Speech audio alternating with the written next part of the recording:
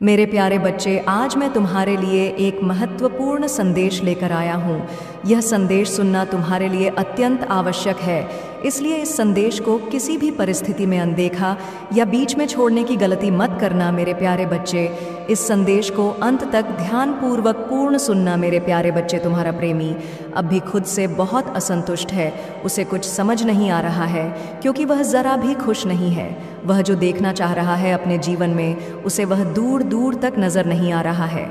वह जो बनना चाहता है वह बन नहीं पा रहा है, इसीलिए वह अपने जीवन से, अपनी चीज़ों से बिल्कुल भी संतुष्ट नहीं है। मेरे प्यारे बच्चे, उसने अपने जीवन में तो बहुत कुछ सोच रखा था कि एक दिन मैं ऐसा करूँगा, मैं वैसा करूँगा, मेरे साथ ये होगा, मैं ऐसे ऐसे सारी चीज़ों को बदलूँगा, वह होगा, किंतु उसके हिसाब से उसे कुछ होता नज़र नहीं आ रहा है। कहीं ना कहीं इसी बात से वह बहुत ज़्यादा असंतुष्ट सा महसूस कर रहा है। इसीलिए उसे यह समझ भी आ गया है कि जैसा हम अपने जीवन के बारे में सोच रखते हैं, यह सोचते हैं, जीवन तो एकदम उसके विपरीत होता है। यह जीवन हर पल बदलता रहता है, पल पल बदलता रहता है। मेरे प्यारे बच्चे, उसे आभास हो गया है, सारी चीज़ों का वह समझ चुका है और अब उसे यह भी समझ में आ रहा है कि मेरी इस जीवन से और अपने साथी से जो उम्मीदें थीं, मांगें थीं, आशाएं थीं, वह बहुत ज़्यादा थीं, जिसके कारण भी आज मैंने अपने जीवन में उन सारी चीज़ों को खो दिया जिससे मुझे सबसे ज़्यादा प्रेम था। मेरे प्यारे बच्चे, तुम्हें खो देने का उसे पछतावा है, इसीलिए उसे अब समझ में आ रहा है कि यह जीवन हमेशा कुछ न कुछ ज़रूर सिखाती है। हमें कोई ना कोई पाठ अवश्य पढ़ा कर जाती है, जिसे पढ़कर, जिसे सीखकर आगे बढ़ना ही चाहिए। मेरे प्यारे बच्चे, वह यह भी सोच रहा है कि काश मैंने अपनी उम्मीदों को, अपने अहंकार को थोड़ा कम रखा होता तो शायद आज तुम उसके जीवन में, उसके पास, उसके साथ रह रहे होते। उसे इस तरह अकेलापन का अनुभव नहीं होता, वह इस प्रकार बिखर नहीं जाता। मेरे प्यारे बच्चे, उसे बहुत ज़्यादा पछतावा हो रहा है। वह बार बार उन्हीं सारी चीज़ों को सोच रहा है कि ना वह अपनी किसी उम्मीद को पूर्ण कर पाया और ना ही कभी तुम्हारी उम्मीदों पर खरा उतर पाया, और इसी कारण वह पछतावे की अग्नि में इस प्रकार जल रहा है मानो उसके भीतर कोई ज्वाला धधक रही हो और अपने जीवन से वह पूर्ण रूप से नाखुश होकर बैठा हुआ है। मेरे प्यारे बच्चे, एक बात हमेशा याद रखो कि हर चमकती हुई चीज़ सोना नहीं हो सकती है। तुम जिससे जैसा देखते हो वह वैसा बिल्कुल नहीं होता है। मेरे प्यारे बच्चे, जब कोई इंसान किसी इंसान से पहली बार मिलता है तो वह उसके सामने दिखावा अधिक करता है। मेरे प्यारे बच्चे, वह नहीं दिखाता जो वह होता है, ताकि उस दूसरे इंसान पर उसका अच्छा प्रभाव पड़े और वह उसका दीवाना हो जाए। मेरे प्यारे बच्चे, उसके असली रंग क्या है, उसकी असली पहचान क्या है, यह तुम्हें कुछ समय बाद ही दिखाई देने लगेगी। इसीलिए अगर तुम्हें कभी किसी का रंग देखना हो तो तुम्हें उसके साथ कुछ समय बिताना होगा, तभी तुम्हें समझ में आएगा कि यह इंसान किस प्रकार का है, इसकी की मनसा क्या है, ये मुझसे चाहता क्या है, क्यों आया है ये मेरे जीवन में, तब तुम्हें इस बात का भान होगा।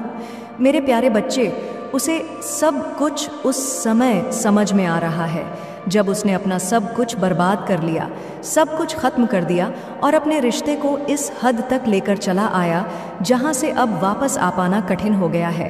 वह सुबह से ही इन सारी बातों को अपने दिमाग में सोचे ही जा रहा है। यह सारी बातें उसके दिमाग में इस तरह गूंज रही हैं कि केवल उसे तनाव की अनुभूति हो रही है। हर पल उसे दर्द का अनुभव हो रहा है।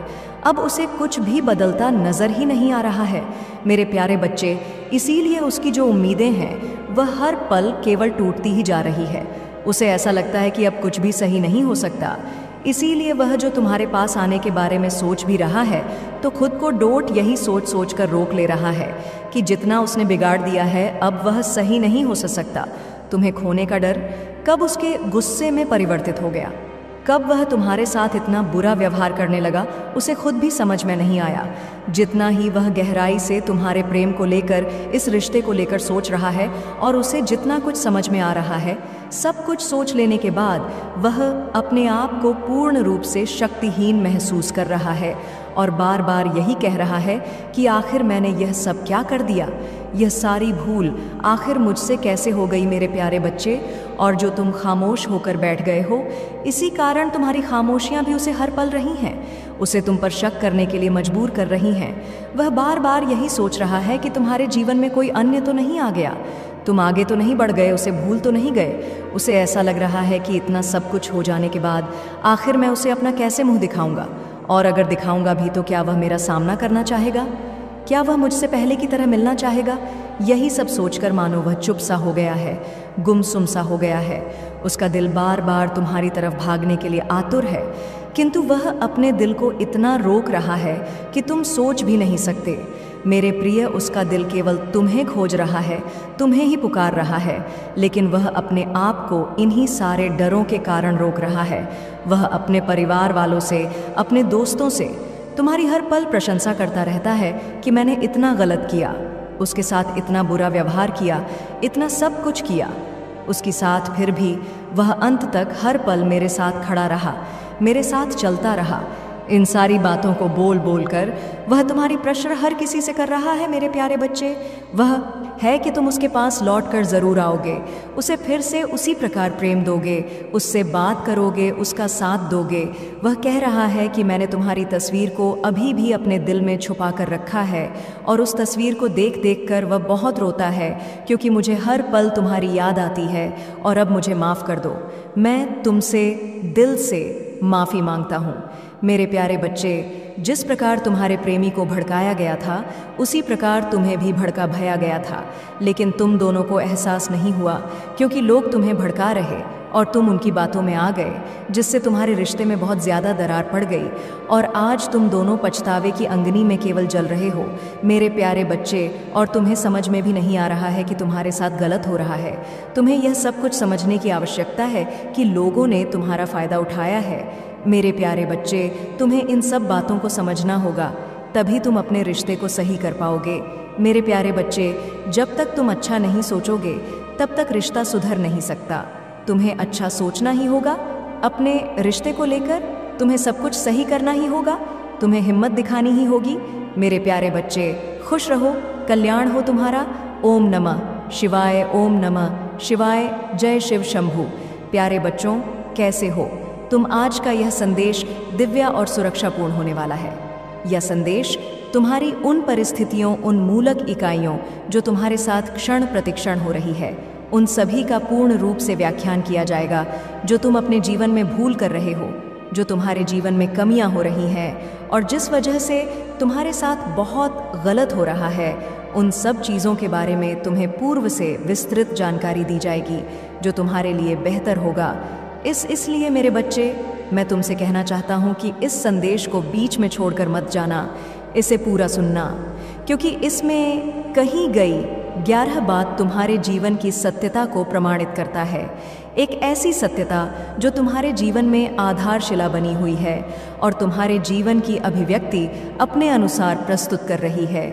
तो इसीलिए मैं तुम्हारे प्रभु तुमसे कह रहे हैं कि मेरे बच्चे, मेरे साथ इस संदेश में अंत तक बने रहो, ताकि मैं तुम्हारी सभी समस्याओं का जड़ से आत्मा कर सकूं और तुम एक अच्छे जीवन का अनुभव महसूस कर सको, अपने जीवन में खुशियों का वह पल देख सक जो अभी तुमसे दूर है।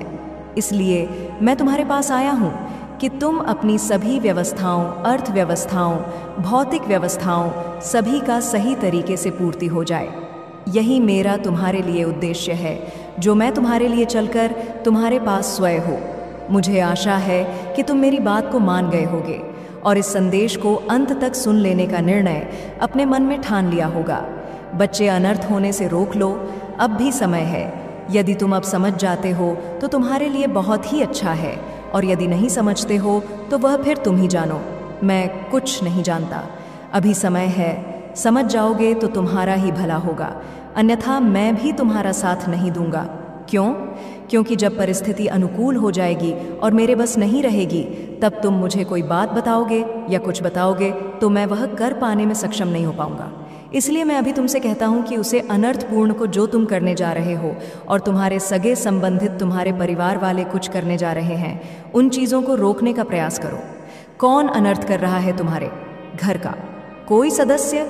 इस चीज़ से पूरी जानकारी के लिए इस संदेश को पूरा सुने। मेरे बच्चे, इस संदेश में आगे बढ़ने से पहले तुम्हारे प्रभु भोलेनाथ जी की एक छोटी सी प्रार्थना है। तुमसे यदि स्वीकार है तो इस संदेश को तुरंत अभी के अभी लाइक कर दीजिए और हमारे चैनल को सब्सक्राइब करके कमेंट में जय भोलेनाथ, जय माता पार्वती, ओम नमः शिवाय, हर हर महादेव, जय श्री राम, जय काली माँ टाइप कर दीजिए। जैसे ही तुम मेरे इतने नामों की हाँ कमेंट बॉक्स में बजाओ वैसे ही मेरी सर्वश्रेष्ठ शक्ति तुम्हारी ओर प्रस्थान कर देगी। तुम्हारा पता, तुम्हारा घर ढूंढते हुए वह तुम्हारे पास आ जाएगी। तुम्हारी सही व्यवस्थाओं को डोट सुनिश्चित करने के लिए, तुम्हें यह सब चीज़ पर्याप्त करने के लिए जो तुम आज तक पाने में असमर्थ रहे हो। कई बार देखा होगा, जब तुम्हारी आवश्यकता है बहुत अधिक होती है और तुम पूर्ण कर पाने में सफल नहीं होते हो, सब कुछ तुमसे दूर होता चला जाता है। तुम उसके पास जाना चाहते हो, वह उतना तुमसे दूर चला जाता है जितने करीब उसके जाते हो वह उतनी दूरी तुमसे बनाता रहता है। ऐसी स्थिति में तुम्हें अपने आप पर संयम देना चाहिए और अपने अंतरात्मा के अंदर आत्मविश्वास को जागना चाहिए, ताकि तुम भविष्य में अपने आप को अकेला और डरा हुआ ना महसूस कर सको और ना अपनी हार के बारे में कभी रोने का प्रयास करो। मेरे बच्चे, हारते वही हैं जो जीतने की उम्मीद लेकर लड़ते हैं, परंतु यदि लड़ो ही नहीं तो जीतोगे कैसे? तुम मेरे बच्चे हो, जीतने वाले से ज़्यादा महान हारने वाला होता है, क्योंकि उसने अपने अंदर उस उत्साह, उस जुनून को बनाया है जो लड़ाई लड़ने के लिए पर्याप्त थी, परंतु कुछ दिक्कत की वजह से वह उसमें असफल हो गया, हार गया। तो उसमें यह सिद्ध हुआ कि उसने कम से कम अपने भीतर तो लगाई थी कि मैं उस योग्य हूँ, उससे लड़ने के लिए तात्पर्य हुआ हूँ तो मुझे कुछ ना कुछ मिलेगा ही। तो मेरे बच्चे, कभी भी तो कुछ करो, कोई काम हो या कुछ हो, तो जीतने की उम्मीद लेकर ना करो, क्योंकि यदि तुम ना जीत पाए और हार गए तो तुम्हारे अंदर चिंताएं और शंकाएं उत्पन्न हो जाएंगी, और यदि तुम्हारे अंदर चिंता उत्पन्न हो गई तो वह तुम्हारे लिए बहुत ही घातक सिद्ध होगी और बाद में तुम्हें दर्द भी हो सकता है। शक्तियों से जुड़ जाओगे तब तुम किसी भी मुसीबत में फंसो, वह तुम्हारी रक्षा करने ज़रूर आएंगी। इतनी कोमल और शक्तिशाली देवी है वह, जो हर बुरी परिस्थिति से बाहर निकालने में हमेशा तुम्हारी मदद करेंगी और तुम्हें इस नकारात्मक ऊर्जा पर विजय हासिल करनी होगी। तुम्हें उन सबको दिखाना होगा कि तुम्हारी भक्ति के सामने उनकी कोई औकात नहीं है, और मुझे पता है तुम यह कर सकते हो। अपने आप को ब्लैक तारा माँ के चरणों में समर्पित कर दो, खुद को पूरी तरीके से उन्हें सौंप दो। वह स्वयं तुम्हारी रक्षा करेंगी और हर नकारात्मक ऊर्जा से तुम्हारे लिए लड़ जाएंगी। वह पर शुरुआती दिनों में तुम्हें शायद मंत्र जाप में ध्यान लगाने में थोड़ी दिक्कत का सामना करना पड़े। पूजा करते समय तुम्हारा मन भटके, तुम्हें आलस आएगा, कभी कभी तुम्हें लगेगा कि आज नहीं करता हूँ, कल कर लूँगा, पर किसी भी हाल में रुकना मत और अपनी पूजा में एक भी दिन का मत आने देना, क्योंकि वह नकारात्मक ऊर्जा तुम्हारे मन को बहुत विचलित करेगी, तुम्हारे मन को बहुत भटकाने की कोशिश करेगी ताकि तुम अपनी पूजा से भटक जाओ।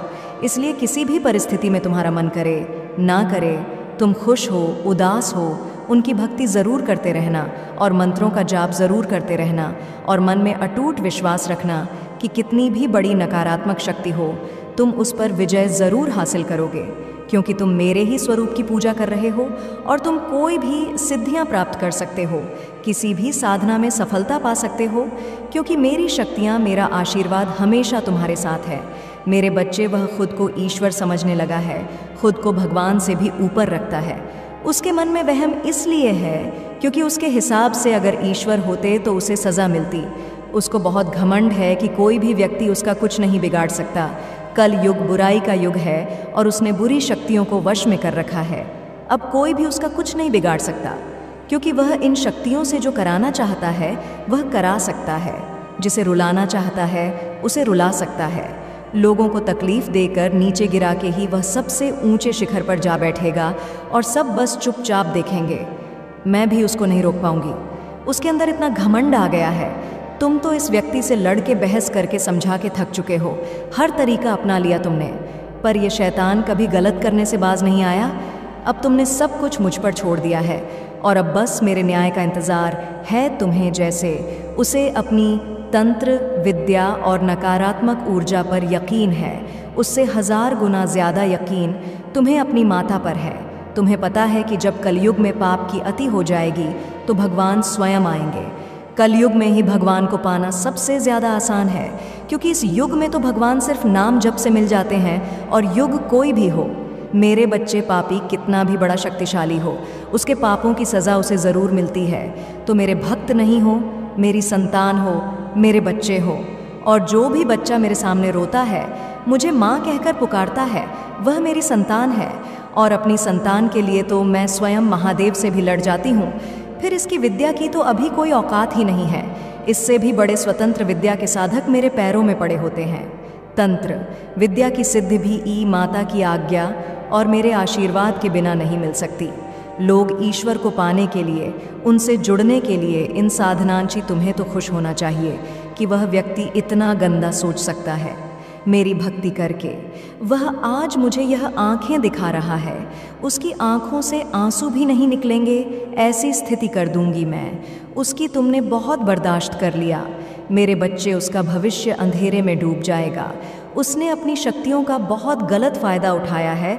उसने तुम्हारे बहुत सारे रिश्ते तोड़ दिए। अब तो ये अपने अपनों को भी नहीं छोड़ रहा है। उसने शुरू से मेरी भक्ति की थी और पिछले जन्मों के अच्छे कर्मों का बहुत फल मिल गया उसे। अब उसके सारे पुण्य कर्म का फल खत्म होने वाला है और अब वह वक्त आएगा, वह न्याय मिलेगा। तुम्हें, जिसका तुमने बहुत इंतज़ार किया, उसने ना खुद तुमसे अपना निभाया और ना दूसरों को निभाने दिया। उसकी वजह से तुम्हारी ऊर्जा इतनी डाउन हो गई कि तुम ना कोई निर्णय ले पा रहे हो, ना करियर में, ना जीवन में तुम्हारा कहीं भी मन नहीं लगता। तुम कहीं भी ध्यान नहीं लगा पा रहे हो। उसने तुम्हें हर तरफ से तोड़ने की कोशिश की है, लेकिन तुम्हें कोई गिरा नहीं सकता। मेरे बच्चे, उसकी भक्ति दिखा थी, लेकिन तुम्हारी भक्ति ही तुम्हारी सबसे बड़ी ताकत है। अपनी भक्ति के सहारे ही तुम अब तक जी रहे हो, सांस ले रहे हो और हर लड़ाई को लड़ रहे हो। उसे लगता है कि उसकी विद्या को कोई पराजित नहीं कर सकता। अभी बस उसका अच्छा समय चल रहा है, जब उसे उसके माता पिता के, अपने पुरखों के अच्छे कर्मों का फल मिल रहा है। लेकिन अच्छे समय में घमंड और पापी व्यक्ति और भी पाप करते हैं। वह यह भूल जाते हैं कि उनके अच्छे वक्त के कर्म ही उनका भविष्य लिख रहे हैं। अब काली उसका काल लिखेगी। हर रोज़, हर सेकंड उसे उसके घमंड, उसके पाप की गिनती कराऊंगा है।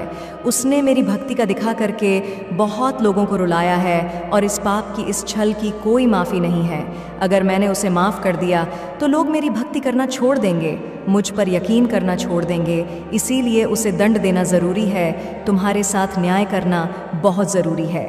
मेरे बच्चे, उसे उसकी असली जगह, असली औकात दिखाना ज़रूरी है कि मेरे भक्त ऐसे नहीं होते हैं। वह मेरी विद्या का, मेरी शक्तियों का गलत प्रयोग नहीं करते हैं। मेरी बच्चे, मैं तुम्हारा पिता हूँ। मैंने कभी तुम्हारा बुरा नहीं किया है।